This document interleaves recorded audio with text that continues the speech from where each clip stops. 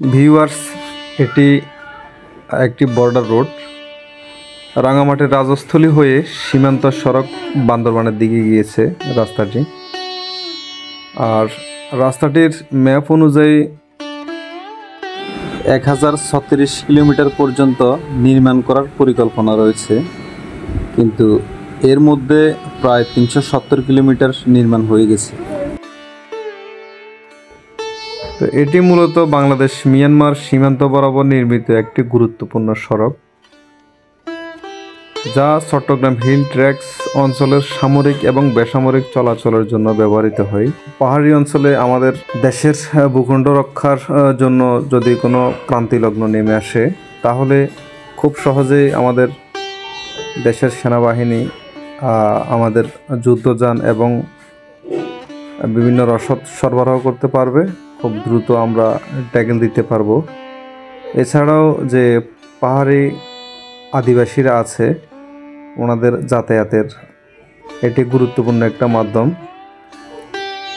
এটি রাস্তাটির কারণে ওনারা অনেক সুযোগ সুবিধা পেয়ে থাকবে, অর্থাৎ চট্টগ্রাম মেইন শহরের সাথে তাদের কানেক্টিভিটি খুব সহজে বজায় থাকবে। রাজস্থলী সীমান্ত থেকে সড়কটি রেমাক্রি, থানচি, আলীকদম এবং নাখ্যাংছড়ি পর্যন্ত বিস্তৃত। এই সড়কটি বান্দরবানের বিভিন্ন দুর্গম পাহাড়ি অঞ্চল ও সীমান্তবর্তী এলাকাকে সংযুক্ত করে। এটি একদিকে পর্যটকদের জন্য আকর্ষণীয়, অন্যদিকে নিরাপত্তা বাহিনীর জন্য কৌশলগতভাবে খুবই গুরুত্বপূর্ণ। বাইকারদের জন্য সত্যি এই রাস্তাটি একটি প্রিয় রুট।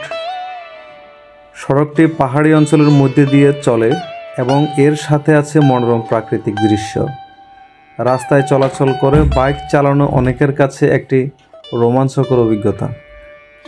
এটি বাইকারদের জন্য বিশেষ আকর্ষণীয়, কারণ রাস্তায় গাছপালার ছায়া, পাহাড়ি ভিউ, দুর্গম অঞ্চল এবং কম যানবাহন থাকার কারণে মনের মতো বাইক রাইডিং উপভোগ করা যায়।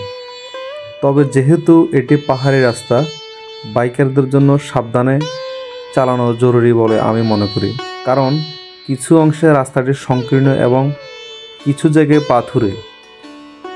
এই রাস্তাটি বিশেষত রোমান্স প্রেমী এবং প্রকৃতির সৌন্দর্য উপভোগ করতে ভালোবাসা মানুষদের জন্য আদর্শ। ধন্যবাদ, সবাই ভালো থাকবেন।